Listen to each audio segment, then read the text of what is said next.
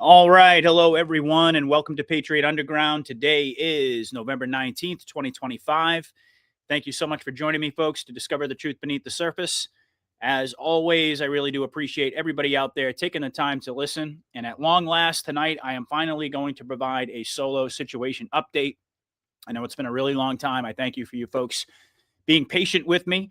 But I want to talk about the landscape that we're all navigating together as the fifth generation war rages on.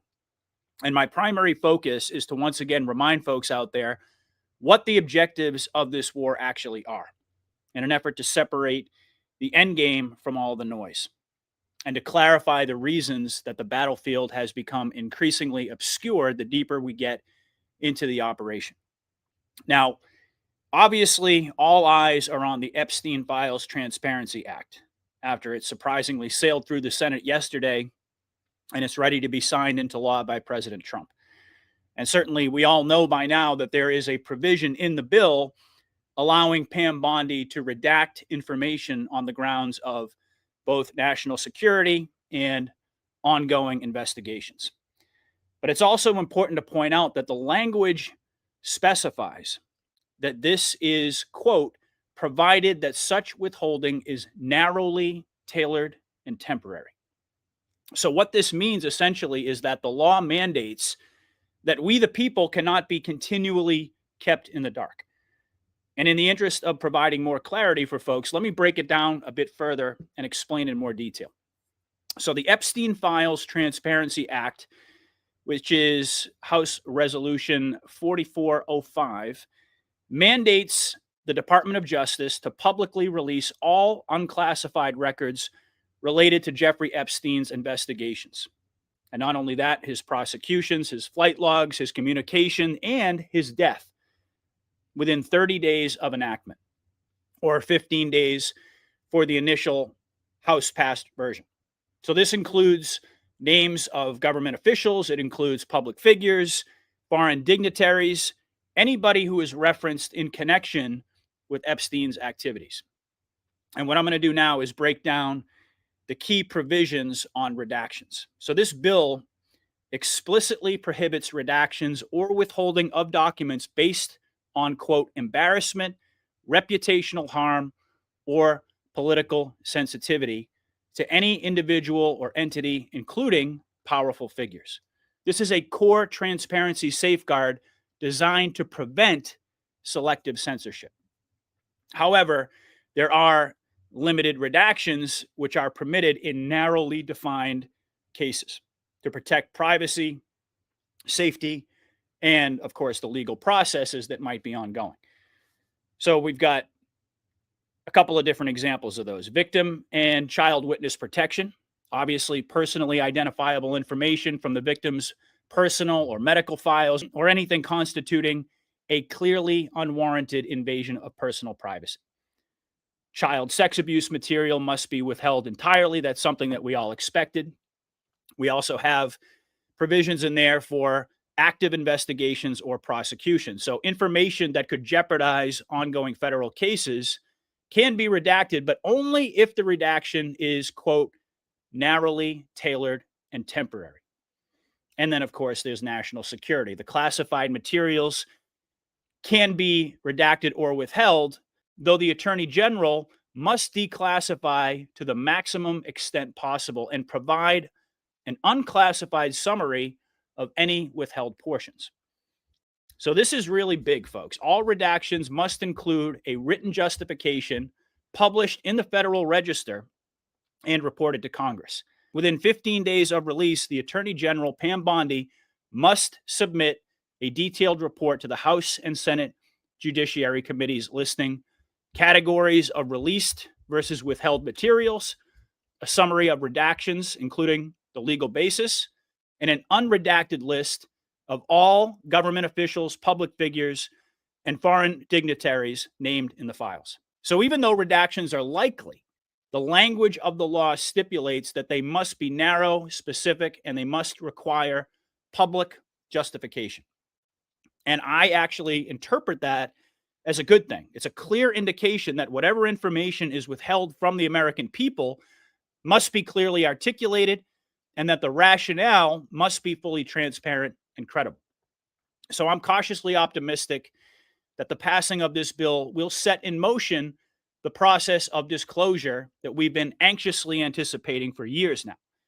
Having said that, when Pam Bondi was asked about the Epstein Files Transparency Act today, this is how she responded. Investigation by the Southern District of New York U.S. Attorney prevent the department from releasing all of the remaining files? So we have released over 33,000 Epstein documents to the Hill, and we'll continue to follow the law and to have maximum transparency. Also, we will always encourage all victims to come forward. What are the next steps, Madam Attorney General, for the DOJ regarding what we assume President Trump will sign into law with the Epstein files? Is this going to be on the Justice Department website? What are you doing here over the next 30 days, as we understand it? We will continue to follow the law with maximum transparency while protecting victims. Yeah. When you say follow the law, Madam Attorney General, do you mean that you will provide all the files by 30 days? We will follow the law. The law passed both chambers last evening. It has not yet been signed, but we will continue to follow the law, again, while protecting victims, but also providing maximum transparency. Madam Attorney General, the DOJ statement earlier this year saying that the files would not release mentioned the fact that the review of the documents and the evidence did not suggest that any additional investigation of third parties was warranted. What changed since then that you launched this investigation? Information that has come for information. There's information new information, additional information. And again, we will continue to follow the law, to investigate any leads. If there are any victims, we encourage all victims to come forward. And we will continue to provide maximum transparency under the law. Wedding, Madam General. On Ryan Wedding, you mentioned, Madam Attorney General, the issue with the new information that you just indicated, is the department seeking information perhaps from the Epstein estate, because Mr. Blanche did not have that information when he interviewed Ghislaine Maxwell? What new information, and would you limit the new investigation to just those named persons that the president talked about, or is this a broad, open-ended investigation? I would refer to the Deputy Attorney General's post that he put out on X, and we're not going to say anything else on that because now it is a pending investigation in the Southern District of New York. So as you can see, folks, she appears to be almost like a deer in headlights, signaling some pretty heavy redactions. Maximum transparency, which you mentioned about 5 times in that clip, along with continuing to follow the law, is not synonymous with full disclosure. I think we all know that. And notice that she mentioned new information prompted a reopened probe in the Southern District of New York, reversing the DOJ's July 2025 conclusion that no further investigation was needed. And then when she was pressed, she said, we're not going to say anything else on that because it is now a pending investigation. So in my opinion, folks would be wise to not celebrate prematurely. And indeed, I've made that mistake plenty of times, as my followers know. However, this is a massive step in the right direction, as well as a further indicator that the White Hats intend to continue scripting the maximum amount of drama surrounding Epstein before they finally drop the hammer. And we also have to remember what Q told us: think logically, the only way is the military. So what's happening here, folks, is that the normies, the target audience, are getting an up-close and personal crash course on how the justice system is designed to insulate the elite. And I wouldn't be the least bit surprised if there are more rug pulls in store for all of us before this comes out. Not only that, I also stand by my theory that both Pam Bondi and Kash Patel, who is just standing there kind of creepily staring into space, are playing the role of the villain for the purposes of exposing that truth to the American people. But what's important is that more people than ever before are now following this story. eyes are on. That's what we've been saying all along. That's the whole purpose of all of this drama. Folks are demanding justice. And that is indeed what we need to be focused on. Now, in addition to that, we also heard reports that the House is actually going after Epstein's financial records with JP Morgan and Deutsche Bank. And I think there was another major institution. I can't recall off the top of my head. And as I posted last night, what happens when that string gets pulled? The entire banking system gets exposed and subsequently will probably collapse under the weight of that exposure. And incidentally, ISO 222 is going to be implemented officially. The deadline is November 22nd, which just so happens to be the anniversary of the assassination of JFK. So the pieces on the chessboard appear to be coming together quite nicely. But at the same time, like I said, I am not developing any expectations. We know where we're headed, but none of us can accurately predict how we're going to get there and what the ETA looks like. So with that said, let's zoom out a little bit here and let's talk about the big picture, because that's really what I want to focus on tonight.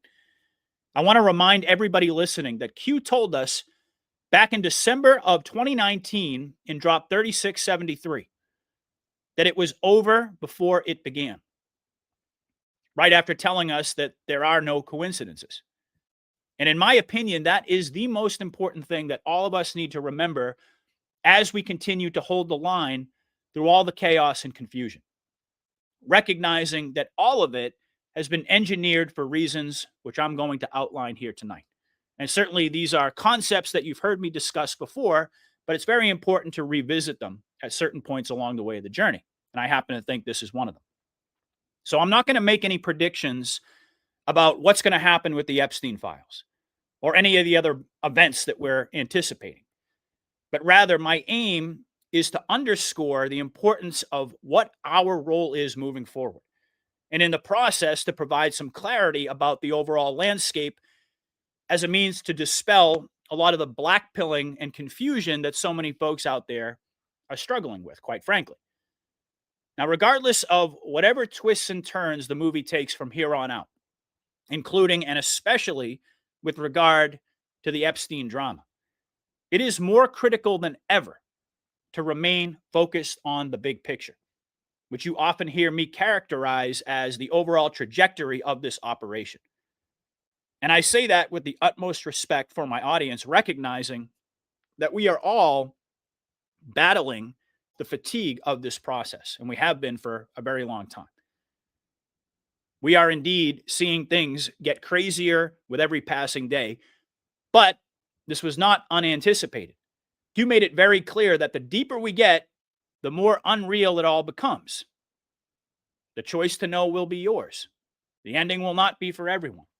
And that's a drop that I'm going to revisit in a little while and put into proper context as a way of underscoring my firm belief that we have entered into the final stages of the plan, something that Trump indicated in a Truth Social post not too long ago. The third act of this epic drama is going to end with tears of joy, with people dancing in the street, with celebration all throughout the world as our collective liberation is finally realized by all, and everybody completely understands what Trump meant when he said the golden age has already begun. In my opinion, we are rapidly advancing toward the eye of the storm as we continue to witness the manufactured division that seems to be everywhere at this point. Most noticeably, by observing the perceived rift within the conservative movement over the Israel question. And we're seeing manifestations of this central issue everywhere, including, of course, with the Epstein files. And what's amazing to me, and I say this with all due respect, what's amazing to me is that so many people are continually falling into the psyop rather than being able to objectively observe all of this drama and to understand that this is all part of the operation. But it's also not surprising when you consider all that we've been through and the exhaustion the emotional, mental, and physical exhaustion that set in a long time ago. And it just keeps building with every passing day. It continues to deepen the longer it takes for all this stuff to play out. I get it. I'm sympathetic to it, mostly because I've experienced it myself. And if you've been following me for a while, you know that. I've been very transparent about it. At the end of the day, we're all human.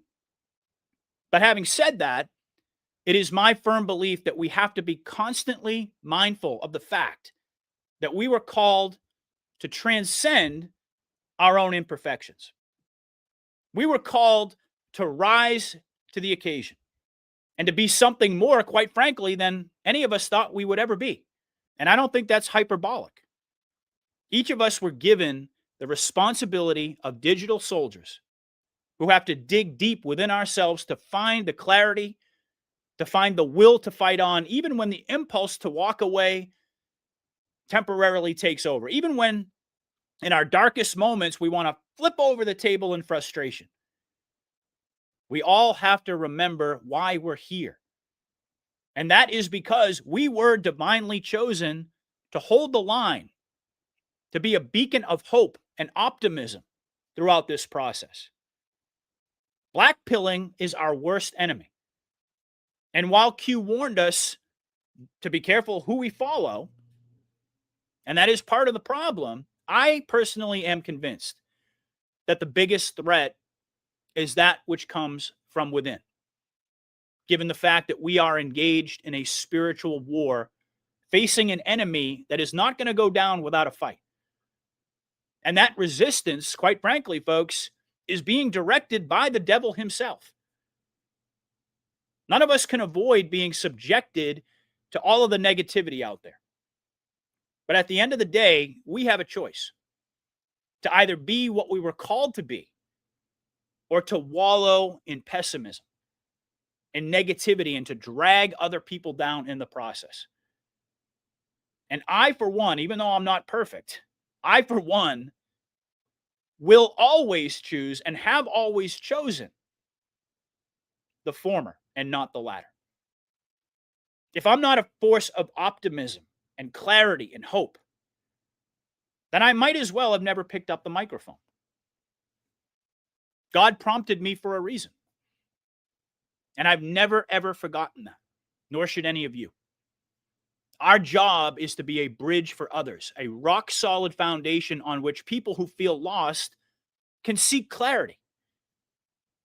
We didn't come this far and build this knowledge base that God sent us out into the wilderness to discover and to share with others just so that we could tear it all down when times got tough. Soldiers don't give up, ever. And there's one thing I know about myself, and I learned it long before I ever started this journey. I get knocked down, but I get up every single time. Because I would rather stand for something that I believe in and die, if necessary, to protect it, than to be a doomer and a coward in the face of adversity. But honestly, folks, I'm not here to judge anyone but myself. I speak directly from the heart, and I speak with passion about our sacred purpose. The weight that we all feel isn't lost on me. And I'm not here to minimize it, but rather my purpose is to urge everybody out there to remember what we're here to do. And in recent weeks, I've been thinking a lot about this, reflecting quite a bit. And the more I think about it, the more I realize that the skewed perception of many people in our community is the result of the battle fatigue more than anything else. Everybody is really struggling right now, given the constant bombardment of repetitive, seemingly endless psyops. The resolve and even the faith of so many folks out there is being tested like never before. And that's why the job of Anons has never been more important than it is now. That's the whole reason, the whole purpose for this military-civilian alliance. with all the perceived division within MAGA right now, we really need to stop and examine what's actually going on, because I find that in times like these, it is absolutely vital to cut through all of the noise and to focus on the objectives of the mission. That's the only thing that really matters. And as I've been saying all along, we are in the midst of an exposure operation being conducted on the plane of fifth-generation warfare, which is entirely based upon deception. Now, I fully admit that I did not anticipate the type of optics that we've experienced, and certainly the ones that we're experiencing right now. But I also have to be honest that that's been the case all along. I mean, sure, we've made many predictions in the past. Some of them turned out to be accurate, but we've also been wrong many times. And that really doesn't matter all that much. What matters is not falling into the trap of developing expectations. Because each and every time we always experience a rug pull when we begin to think that we have our finger on the pulse of where the white hats are taking us, which direction they're going to go in this scripted movie. And I'm going to put a finer point on why that is. Folks, throughout the course of this journey, the wisest amongst us have begun to expect the unexpected. And not only that, and perhaps even more importantly, we now recognize that when the operation takes a surprising twist, it's not something to get upset about. It's actually an indication, foreshadowing that more events are going to play out, which in retrospect, we'll come to realize had to happen the way they did in order to be effective. So having laid that out, I want to read a post that I wrote a couple of days ago that I think encapsulates the essence of the message that I aim to deliver to you folks tonight. And then we can elaborate a little bit more on the 40,000-foot view, and in the process, dispel the black pills that are being sold all over social media. So let's take a look. You are kidding yourself if you think the operation isn't going exactly according to plan. Remember what you've learned about the art of war. Appear weak when you're strong. Appear divided when you're united. Make a sound in the east and then strike in the west. Confusion and manufactured division are necessary to camouflage where the next moves are coming from. Nobody has successfully predicted the way this operation would play out, and that is exactly why it has been so successful. This is fifth-generation war, the art of misdirection. Don't get drawn into the movie. Instead, recognize nothing is as it seems. It had to be this way, and the war is not over yet. The cleanup of the lower tier of the cabal, while simultaneously breaking down the matrix by forcing people to talk about the subjects that actually matter, are the hardest parts of the operation, which is why the fog of war is thickening. The white hats are forcing the spotlight to exactly where it needs to be in order to manipulate the minds of the, quote, target audience on both the left and right.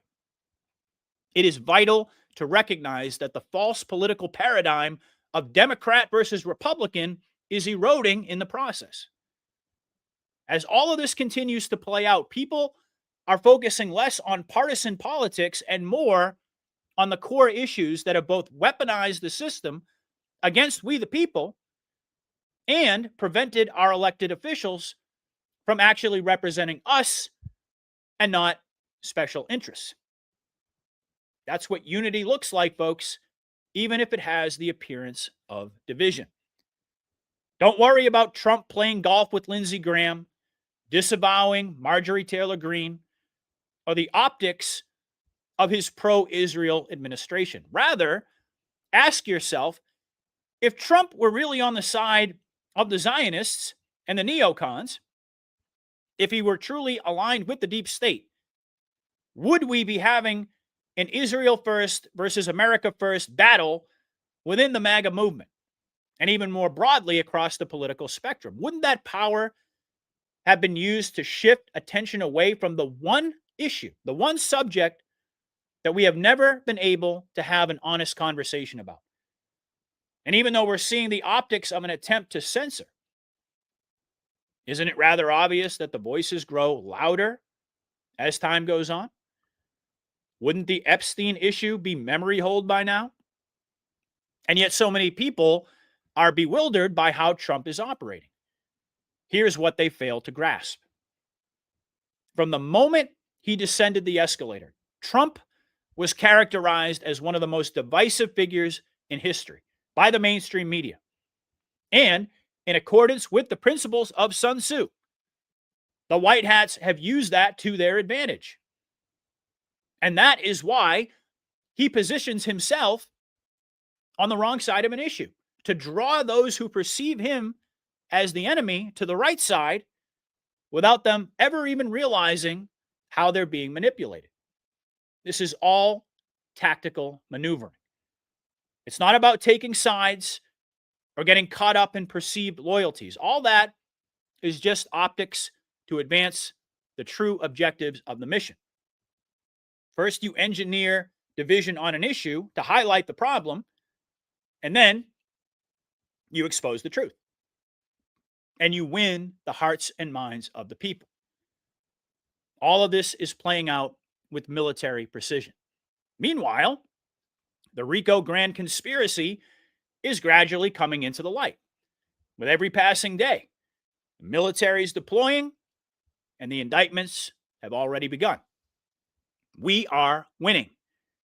The boomerangs will return, no matter how convoluted the chessboard may seem. All this was planned long ago. And that is why Q told us, deeper we go, the more unrealistic it all becomes. The end won't be for everyone. That choice to know will be yours. Choosing to know means trusting the plan. It's that simple. The White Hats have this all mapped out, and the hammer will drop at exactly the right time, not a second before. Disclosure and accountability are coming, but not in accordance with our timeline or expectations. In the meantime, take a breath and allow yourself to rise above the noise. Don't focus on the optics. Focus on the subjects that aren't going away. Israel, Epstein, and the demand for justice. And then I ended by saying nothing can stop what's coming. This is the art of war playing out, folks. Appear weak and divided when the opposite is true. Now, I had an overwhelmingly positive response to that post, not because it was anything brilliant or groundbreaking, but rather because it is the truth. And people not only recognized it, but appreciated the reminder of what our role is in this operation and what this mission is all about. So let's break this down a little bit further. The White Hats, if nothing else, planned this script fully anticipating that Anons and the enemy would be constantly attempting to figure out the next move. And consequently, they needed to be sure to throw innumerable curveballs in our direction to keep us off the scent of the correct sequence of events. Why? Well, for operational security.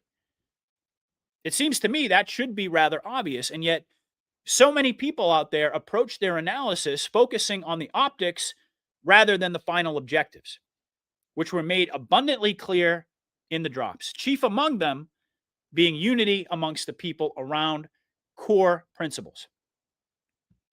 Now, the way I see it, having already removed the top and the middle tier of the cabal, that hierarchy, there are two primary objectives that are currently playing out at the same time, both of which require these very frustrating but entirely necessary and indeed repetitive psyops in order to achieve ultimate victory. And again, I do believe we are closing in on the final stages, given the fact that so much of the battlefield has become obscured by the events which have played out recently. So what are these objectives? Number one, clearing up the remnants of the cabal. Number two, continuing to educate the vast majority of the population about our common enemy through this ongoing simulation.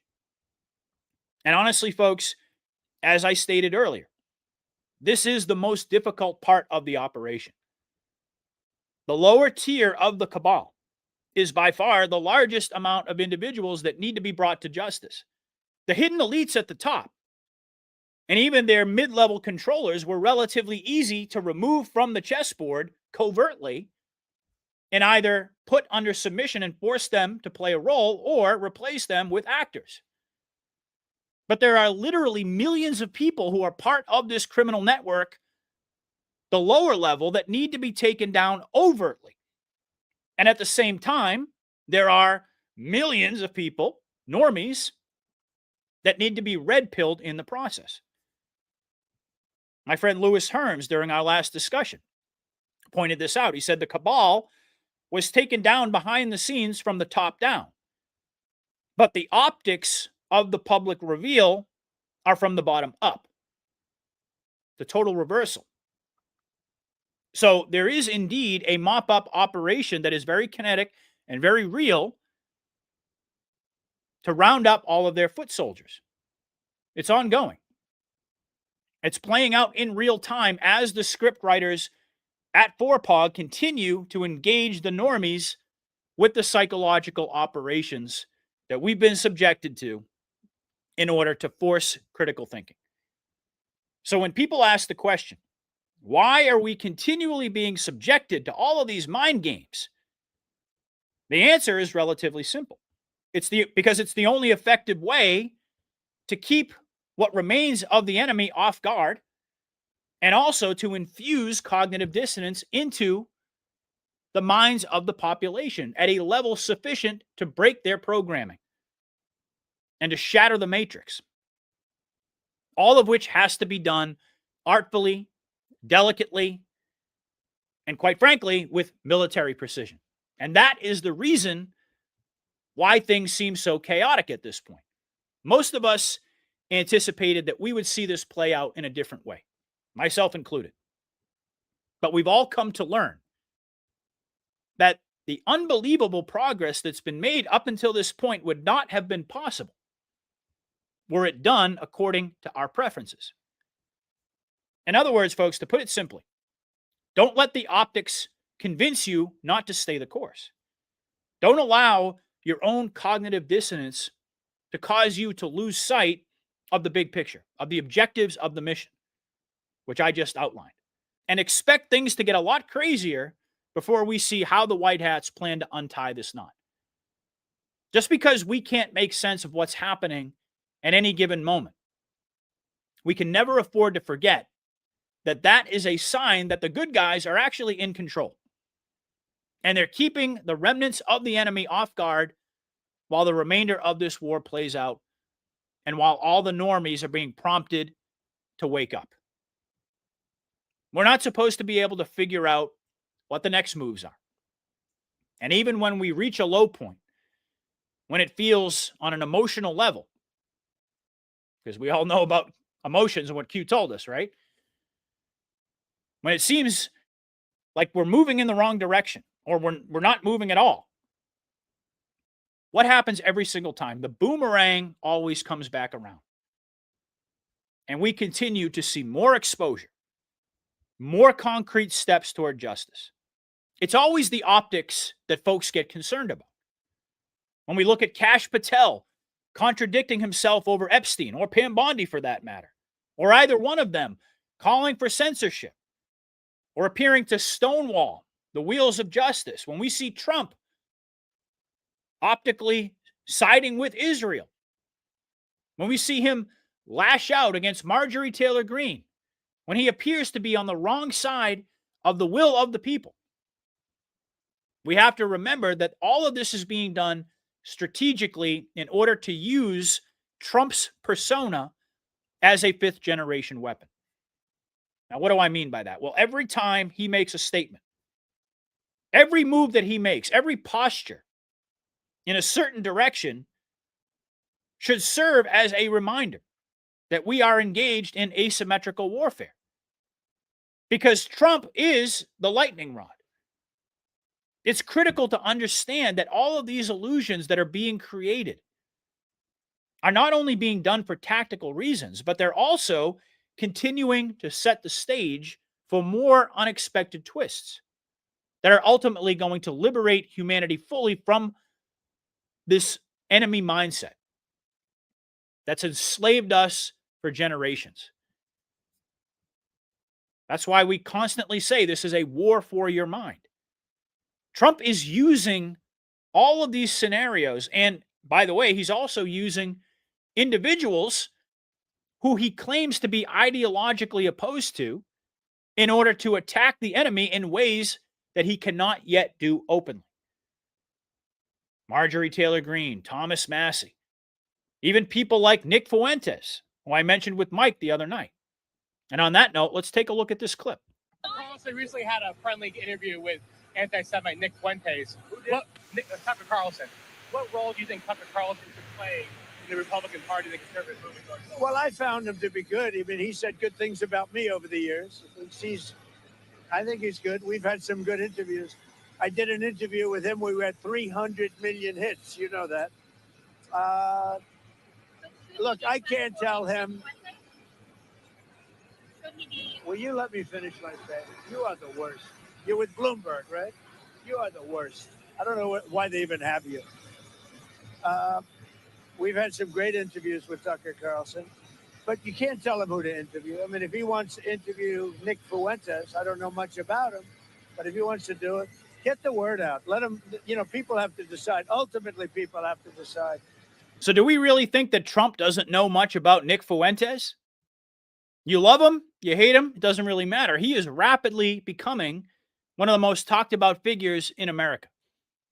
And primarily for criticizing the Israel first posture under Trump of the U.S. government.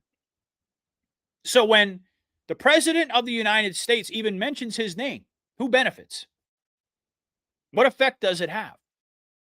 Millions more people are going to listen to his podcast, and they're going to be educated about the central problem that's affecting us all.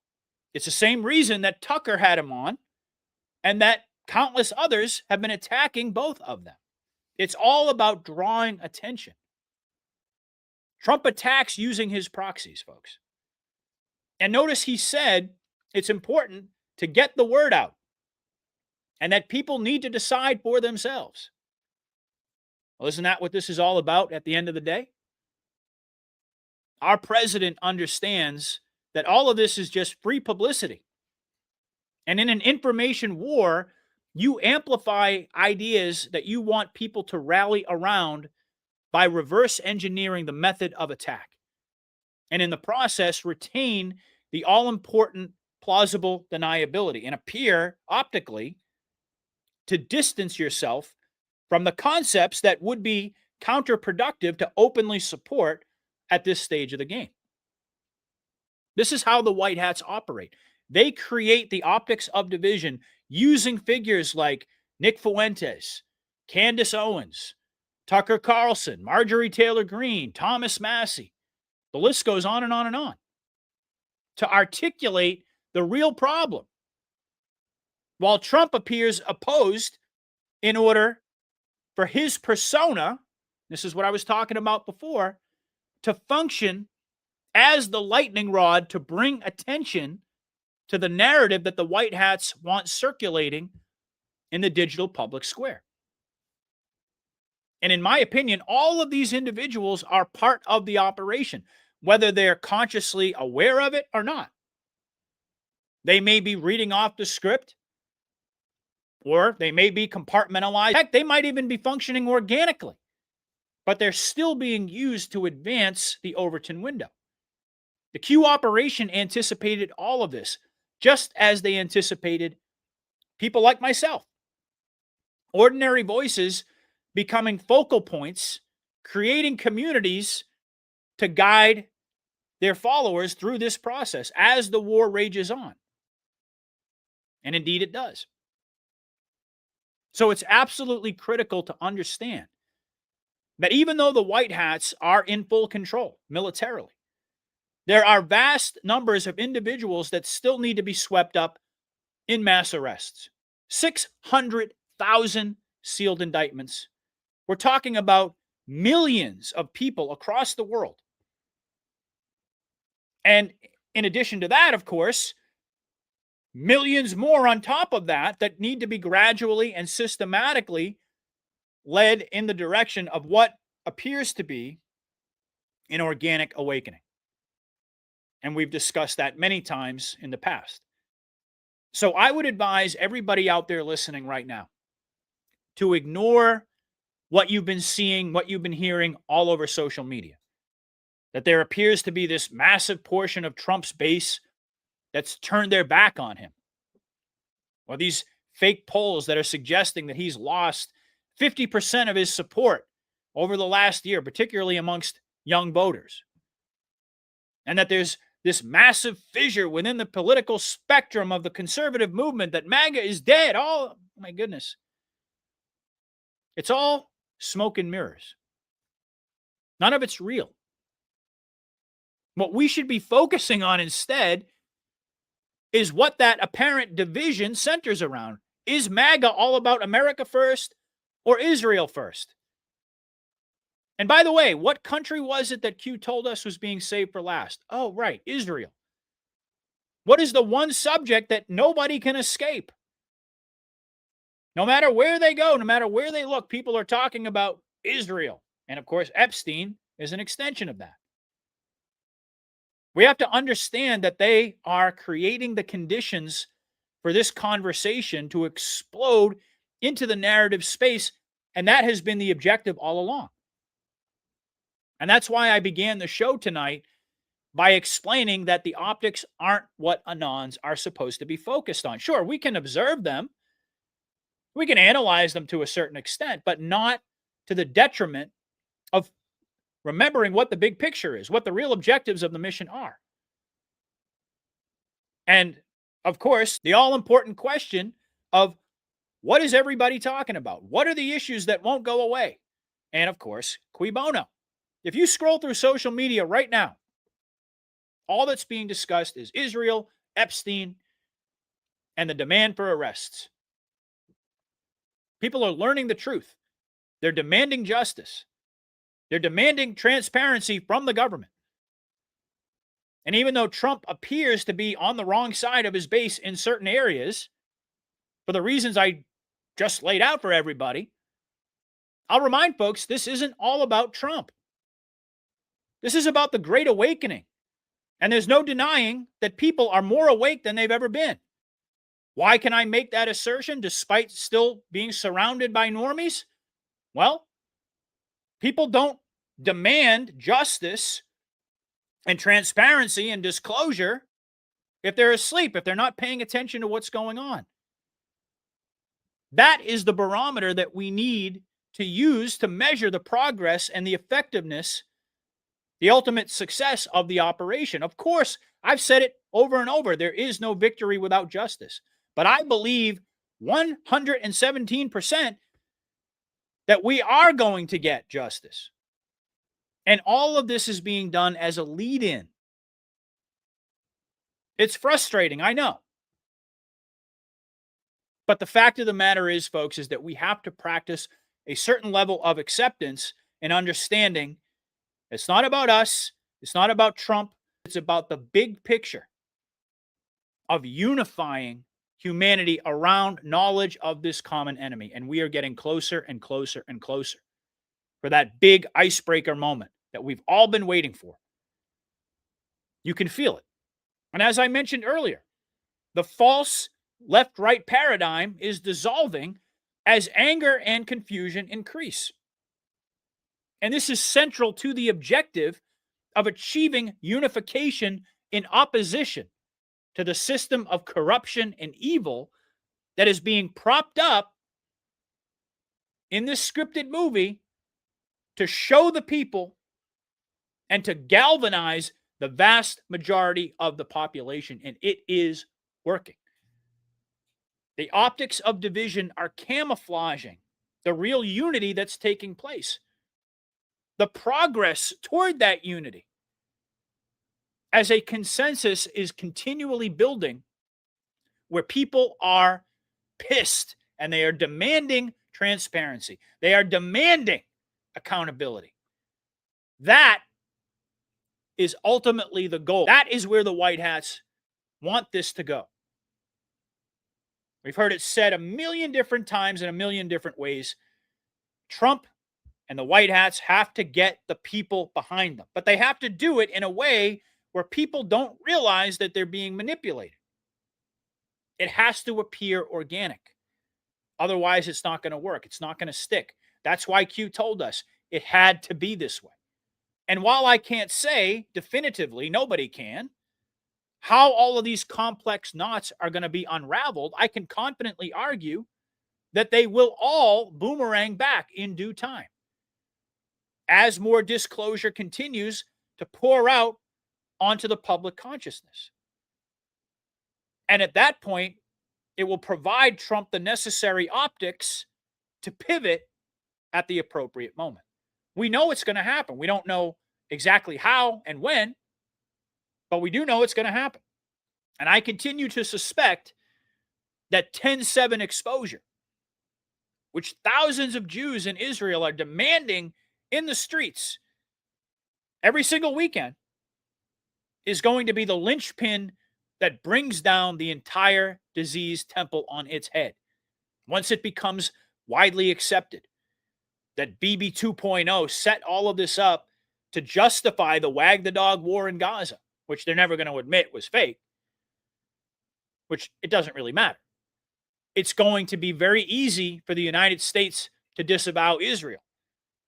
And certainly when it comes out that Epstein was a Mossad asset and that Mossad was above the CIA and controlled not only our government, but our financial system, Hollywood, the music industry, on and on and on, well, that's checkmate.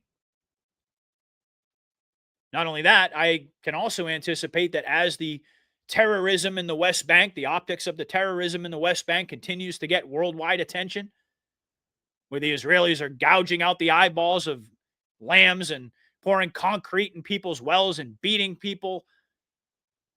And then you got the Epstein files continuing to capture the interest of the normies. And the overall approval rating of Israel is swirling the toilet bowl. The complexity that so many people out there are struggling with is going to unravel very quickly. And I also wouldn't be surprised if the White Hats eventually reveal that the optics of this Israel first posture were part of a complex sting operation to fully expose Zionist infiltration at all the key nodes of power and control that I just mentioned. I talked about this with Mike the other night. I firmly believe, especially with the Epstein issue, the human trafficking, the pedophilia, the satanic ritual abuse, this comes out, nobody's going to believe that Trump didn't know about it. He can't act as if, oh my God, this is so horrible, I never knew. No one's going to believe that. So to a certain extent, they're going to have to level with the American people. And saying that there was an ongoing investigation, a sting operation, call it what you will, that was happening in the background, and therefore people had to play certain roles in order for all of this to come out and be accepted by the public, or something along those lines, I wouldn't be the least bit surprised if the White Hats go in that direction. Could I be wrong? Absolutely. But it doesn't matter. It doesn't matter whether I'm right or wrong about how we're going to get there or when we're going to get there. Like I said earlier, it's about being able to recognize what the key objectives of the operation are and to be able to hone in on all the indicators that it is, in fact, working. It's also possible that we could see Kash Patel come out and basically say that he had to pose as a victim of blackmail. Or Pam Bondi could be playing a role to make it appear as if she's stonewalling justice on behalf of the enemy because of this sting operation, ongoing investigation, etc., etc. And all of this can come tumbling down in dramatic fashion if it's revealed that it was part of a much larger operation to root out this cancer and all of its tentacles from our political system. So where are we headed from here? It's tough to say with certainty, like I just mentioned a moment ago, but there are a couple of subjects that I wanted to touch upon before we close out the show tonight. So let's talk a little bit about the filibuster. And if you've been following me on X, you know that I've been talking about this a lot lately. Why? Because Trump is pushing it. And we know that when Trump is pushing something, it's for a reason.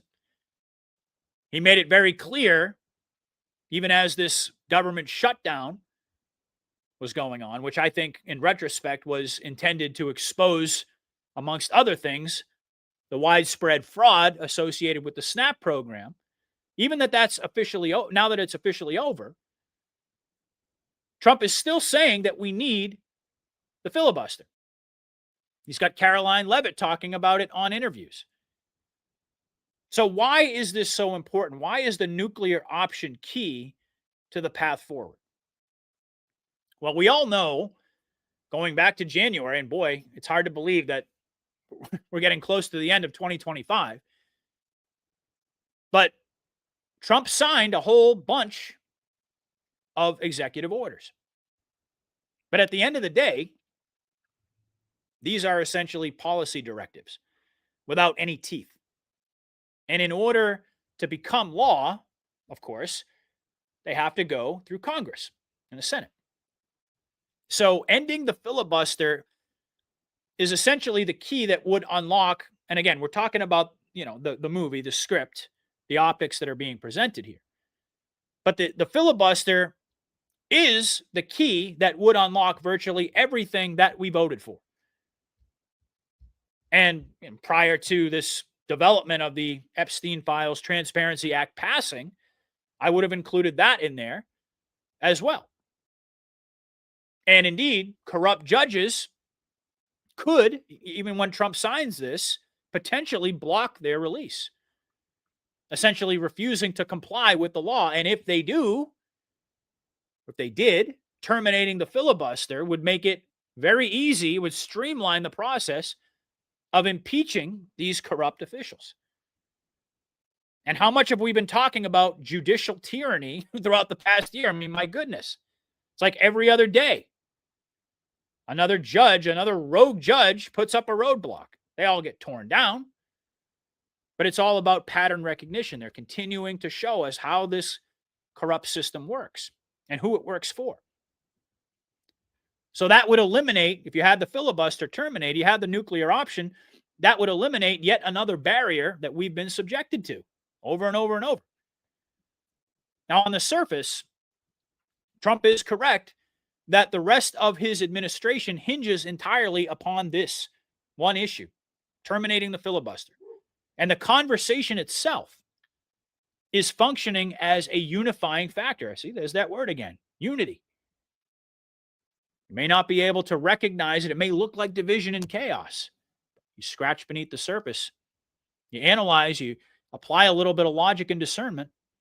You realize that all of this is functioning. Everything I've talked about tonight is functioning as a unifying factor, dissolving all of the aforementioned divisions between both parties, or the uniparty. You could just call it that.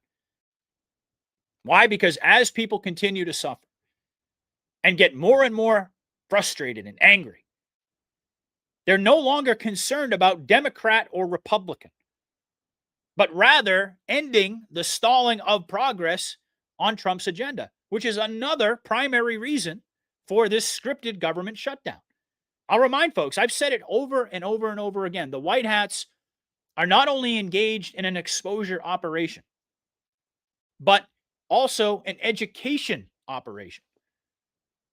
And as some are calling it, like our friend Dave from News Treason, a manufactured consent operation in order to teach the general public the ins and outs of why our legislative system is so broken. That's why Kash Patel said, we are educating the American people. We are laying out the case for the American people. That's why Elon Musk said the only thing that matters, the only court that matters is the court of public opinion. They're telling you what the real objectives are. You just have to be able to listen. And remember, remember what you've learned. If you really look at this from a 40,000-foot view, it's very clear that this is what's going on. The American people provided a mandate in a landslide victory that essentially has not been enacted. And the people are feeling disillusioned and angry and betrayed, and rightfully so for all the normies out there who don't understand the operation. Not my audience, of course. But this aspect of the plan is to essentially reveal the causes for all of their frustration. And again, it's not a partisan debate, but rather an institutional, structural lesson in civics to highlight what the real problem is as it pertains to the relationship between the voters and the government that they elect. And I would even go so far as to say that this scripted scene in the movie to shut down the government and force a national debate about the nuclear option was designed to unify the American people around the idea that the two-party system and these procedural rules within the legislative branch are the reason that life does not get any better for the American people, no matter who they vote for. That's one thing that Democrats and Republicans can basically agree upon. All the people who are at least somewhat sane would probably make that admission. Like, yeah, it doesn't matter who you elect, things never get better. I mean, you've got the people on the hard right and on the hard left, the sycophants that are, they're going to always toe the party line. But for the average American, this is what really matters. And the natural extension of that is to begin to dissolve the divide between Democrat and Republican in the eyes of the vast majority of the country. Yes, a lot of people just simply vote based upon whether there's a D or an R after the candidate's name. But that's not going to be the case for much longer, folks. By the way, we were told that the Democratic Party, the D Party, will cease to exist. But this is all about getting rid of this false division.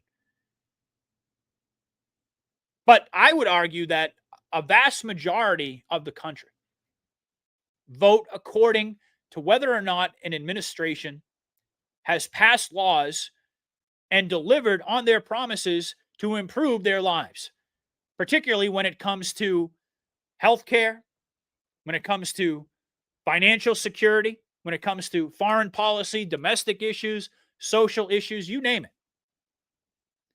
And while there are varying opinions and disagreements on all of these, when the vast majority of the country votes to go in a certain direction, what we're being shown, that's key, is that it only takes a handful of individuals within the Senate to prevent that agenda from moving forward for partisan reasons. And that should piss people off. I would argue that most Americans would like to see that go away. So that's what's going on here. And all of this corresponds with the Q drops about taking our country back, about returning power to the people. And of course, that has many different meanings and manifestations, as we all know. But it's very applicable to this conversation. The reason that people don't have any power is because of these legislative loopholes that prevent the will of the majority from being enacted into law. The president can only go so far with executive orders. Like Trump said, I'm not a dictator. He said, I'll only be a dictator on day one or something along those lines. But the reality of the matter is he can only go so far. Which, as I stated before, these executive orders, they're just policy directives. In order to codify them, it requires the compliance of other branches of government, particularly the legislative. And we're being shown the problem there, just like we're being shown the problem of judicial tyranny. And again, the reality of the matter is, as this audience knows very well, we are watching a scripted movie, which is why the argument that using the nuclear option would be dangerous, it could blow back on us if Democrats get back into power, I mean, it's a complete fallacy, folks. I probably shouldn't even have to say this, but I'll say it anyway. They certainly would have used it during the Biden administration to enact all of their legislative agendas. And we know the reason that they didn't, because we're already under continuity of government. But you hear some people making this argument, like, oh, it's dangerous to go down that road. Just reminded everybody that the Democratic Party will cease to exist. Not only that, we just had a Delta on election day a couple weeks ago reminding us that elections no longer matter. They're no longer relevant at this point. And that was posted by Q back in 2017. So everything that we're seeing play out, it's all fiction. It's all part of the movie. None of these elections matter. Like Mike King says, Congress probably isn't even in session. We're watching a production. For all we know, it's not even being shot inside of Capitol Hill. So if you add 2 and 2 together, it is quite obvious that there's no actual threat in using the nuclear option, but rather it is the agenda of the White Hats to engineer public opinion and in the process unify the people to support the elimination of this legislative roadblock that prevents action from being taken to benefit the lives of all Americans. That's what people want. That's what people care about. All of Trump's policy initiatives, as outlined by that torrent of executive orders that I referenced a moment ago, early in his third term, are being held up due to the filibuster, which is simply, by the way, a procedural rule. That's all it is. It's not even a law. It's a procedural rule, and it's never been used before. I have to admit, it's never been used before in order to pass legislation, but rather to speed up presidential appointments and things along those lines. But the point here, folks, is that the public is getting a crash course education on how the government actually works, or perhaps it's more apt to say why the government doesn't work. They're getting an up close and personal view of why the system has failed them. That's what this is all about. So I can see this going either one of 2 ways. Again, according to the optics of the movie, either eventually there's a breaking point and we get 51 senators who are willing to use the nuclear option, or the rapid devolution process is only going to accelerate into and past the midterms. And I certainly hope it's the former as opposed to the latter, and I think it will be. Based on where we find ourselves at the current moment on the surface, for the rest of Trump's term, we're either going to see the floodgates open in many different ways in terms of implementing his agenda, or we'll essentially be in a position where we're watching everything get worse and worse before the inevitable happens and the military intervention begins. But again, I think it's going to be option A, not option B. But putting that aside, despite the optics, we are on course right now. We are exactly where we are supposed to be. And despite the optics that we are on course right now to watch this play out for the foreseeable future within the civilian system, we also have to remember that Trump, speaking of executive orders, wrote and signed Executive Order 14288 that essentially bridges the gap between the civilian system and the UCMJ. And this is going to become critical as we get closer and closer to the end game and all of the exposure heats up. The RICO grand conspiracy comes into the light. The Epstein information comes out. The riots that Q talked about in Post 34 that prompt the EBS. This is going to be, in my opinion, the bridge that gets us to military jurisdiction. So this is absolutely critical to keep in mind as we continue to progress toward the end game. Think logically, the only way is the military. But however this goes down, folks, whichever direction the White Hats decide to take us, I want to end tonight by coming full circle with where I began, by making it clear that I trust the plan fully and completely. I anticipate there are going to be more rug pulls. There are going to be more twists in the road before we finally arrive at our destination. But my confidence in this operation and the way that it's playing out has never been higher. And to remind folks that we were destined to walk this path together, not because we weren't up to the task. Think about the enormity of what we're living through. We are documenting the most important and historical times for humanity since God blew breath into Adam's lungs. It's not an exaggeration in any way to characterize this journey and this operation, this war against evil, as biblical. Hugh did, and for good reason. All right, folks, hopefully you enjoyed this podcast. Please do me a favor and hit that like button and let me know what you thought in the comments. Also, be sure to check out the links in the description so you can support my work. It's a win-win scenario. You can support me and get something amazing in return. Unicity products are absolutely amazing. The Sorona products are fire. Contact Matt Geiger over at Verity Metals. I'm actually going to have him on this coming Saturday. Have another conversation. I'm really looking forward to that. And there are a number of other ways that you can support what I do. Become a member of my locals community. Check out Patriot Underground Switch.